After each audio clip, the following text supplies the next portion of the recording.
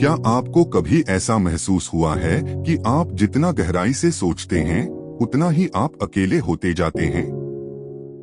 जितना आप समझते हैं उतना ही कम लोग आपको सुनना चाहते हैं। यह सिर्फ आपका भ्रम नहीं है। समाज ने हमेशा गहरे विचारकों से डर महसूस किया है, इसलिए नहीं कि वे गलत हैं, बल्कि इसलिए कि वे वह देखते हैं जो दूसरे देखना नहीं चाहते। सुकरात से नीत्शे, गैलीलियो से टेस्ला तक प्रतिभाशाली दिमागों को अक्सर उपहासित, चुप या अनदेखा किया गया है। शोपेनहावर का मानना था कि बुद्धि स्वयं एक अभिशाप है जो उन लोगों को अलग थलग कर देती है जो दुनिया को बहुत स्पष्ट रूप से देखते हैं। ऐसा इसलिए होता है क्योंकि गहरा विचारक केवल नए विचार ही नहीं देता, बल्कि अपने आसपास के लोगों की सीमाओं को भी दर्शाता है। यह दर्पण प्रभाव है जो दूसरों को अपर्याप्त महसूस करा सकता है। शारीरिक शक्ति या धन के विपरीत बुद्धि पहचान से गहराई से जुड़ी है। जब हम किसी बौद्धिक रूप से श्रेष्ठ व्यक्ति का सामना करते हैं तो यह हमारे आत्मबोध पर सीधा हमला लग सकता है, जिससे प्रतिरोध पैदा होता है। यही कारण है कि पूरे इतिहास में गहरे विचारकों को समाज के हाशिए पर धकेल दिया गया है। उनकी अंतर्दृष्टि अहंकार को चुनौती देती है।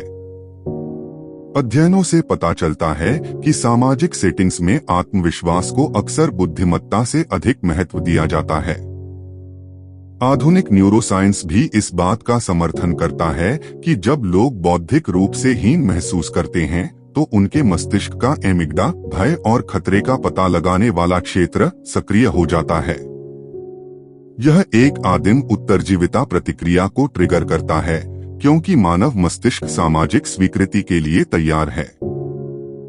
एक अत्यधिक बुद्धिमान व्यक्ति की उपस्थिति मौजूदा विचारों और समूह की गतिशीलता को बाधित कर सकती है, जिससे मस्तिष्क का रक्षा तंत्र सक्रिय हो जाता है।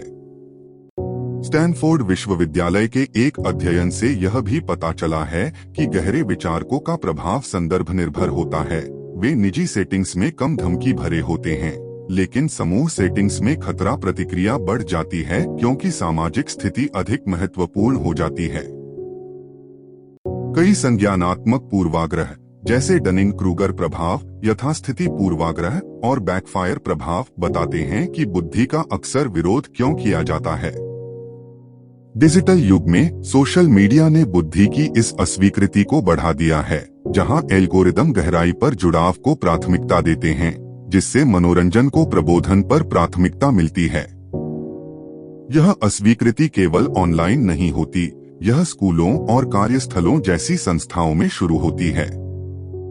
समाज बुद्धि, नवाचार और गंभीर सोच को महत्व देने का दावा करता है, लेकिन वास्तविकता में यह उन्हें केवल तभी मनाता है जब वे सुरक्षित और व्यापक रूप से स्वीकार किए जाते हैं।